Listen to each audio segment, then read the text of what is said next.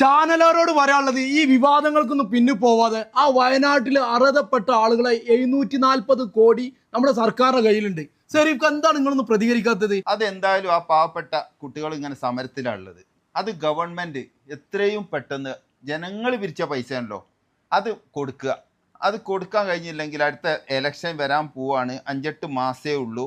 അത് വഴി തിരിച്ചു വിടാനാണ് ഇപ്പോൾ ഈ സുംബ ഡാൻസും മറ്റേ ഡാൻസും. സുംബ ഡാൻസ് ആ വഴിക്ക പോട്ടെ, അത് എങ്ങനെ വെച്ചാൽ നിങ്ങൾ ചർച്ച ചെയ്ത് തീരുമാനിച്ചോളി. പക്ഷെ വയനാട്ടുകാരെ ആ പൈസ നിങ്ങൾ കൊടുത്തേ പറ്റൂ. നമ്മൾ ഉത്തരേന്ത്യക്കാരെ പോലെ ആവാതെ ഈ മതരാഷ്ട്രീയ കാര്യങ്ങളൊന്നും കൂടുതൽ ചർച്ച ചെയ്യാതെ നമ്മളെല്ലാം മനുഷ്യന്മാരാണ്. നമ്മളെ മക്കളൊന്നും ജാതി മത വ്യത്യാസം ഇല്ലാതെ ഒരുമിച്ചിരുന്ന് പഠിക്കട്ടെ. ഇനി സുംബ ഡാൻസ് ആയാലും മറ്റുള്ളതൊക്കെ നമ്മുടെ നേതാക്കന്മാരും അതേപോലെ മത നേതാക്കന്മാരൊക്കെ ഉണ്ട്, അവരൊക്കെ ചർച്ച ചെയ്ത് പരിഹരിക്കും. പക്ഷെ ഈ വയനാട്ടുകാരുടെ അവസ്ഥ കണ്ടിട്ടുണ്ടല്ലോ, ഇത് പറയാതിരിക്കാൻ വയ്യല്ല ശരിക്ക. ഒരു കുടുംബത്തിലെ എല്ലാം നഷ്ടപ്പെട്ട് ഒരാളൊക്കെ ബാക്കിയായിരുന്നു ശാപം തട്ടുമായിട്ടുള്ള പൈസ നമ്മൾ അടിച്ചു മാറ്റി. അപ്പൊ എത്രയേ പറയാനുള്ളൂ, എത്രയും പെട്ടെന്ന് ആ കൊടുക്കാനുള്ള അത് കൊടുത്താളി. നിങ്ങളെ ഗവൺമെന്റിന്റെ പൈസ അല്ലല്ലോ ചോദിക്കണേ, ഞങ്ങൾ പിരിച്ചു തന്ന പൈസ അല്ലേ, അത് കൊടുത്താളി. അപ്പൊ ഇൻഷാ അല്ലാഹ് വയനാട്ടുകാരെ നിരാശപ്പെടണം. നിങ്ങളെ കൂടെ നമ്മളും ഉണ്ട്, എല്ലാവരും പ്രാർത്ഥനയുണ്ട്.